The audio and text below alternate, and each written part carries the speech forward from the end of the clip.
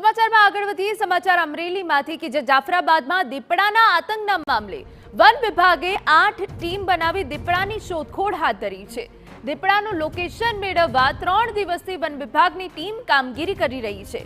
રાતના સમયે પણ વન વિભાગની કામગીરી ચાલુ છે। દીપડાના આટાફેરાને લઈને લોકોમાં ભયનો માહોલ છે। ઉલ્લેખનીય છે કે દીપડાએ ચિત્રાસનની બાળકીનો ભોગ લીધા બાદ વન વિભાગે કામગીરી તેજ કરી છે। જંગલમાં રાતવાસો કરીને પણ ટીમ દીપડાને શોધી રહી છે, જેથી આગામી સમયમાં અન્ય કોઈ વ્યક્તિનો ભોગ ના લેવાય અને વિસ્તારના લોકો દીપડાના આતંકથી મુક્ત થાય। હવે જોવાનું રહ્યું કે આતંકી દીપડો ક્યારે પકડમાં આવે છે। સંવાદદાતા જયદેવ કાઠી વધુ વિગતે વાત કરવા જોડાયા છે। જયદેવ, વન વિભાગની ટીમ કઈ રીતે કામગીરી કરી રહી છે?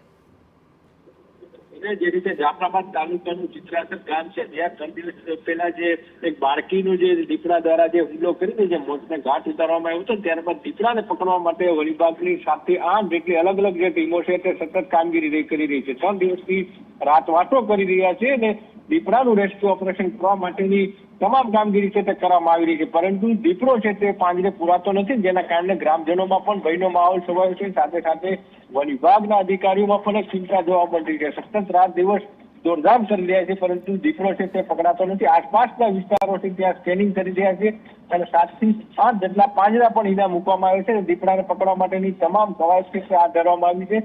રાત દિવસ મેગા ઓપરેશન કરવામાં આવી હતી, પરંતુ દીપડો પકડાતો ન હોવાના કારણે લોકોમાં પણ ચિંતાનો માહોલ છે તે જોવા મળી રહ્યો છે। બિલકુલ આભાર જયદેવ। તો આતંકી દીપડાને પકડવા માટે 8 ટીમ વન વિભાગ દ્વારા બનાવવામાં આવી છે અને દીપડાની શોધખોળ કરી રહી છે। જો કે દીપડાના આટાફેરાથી હુમલાથી લોકોમાં ભયનો માહોલ છે।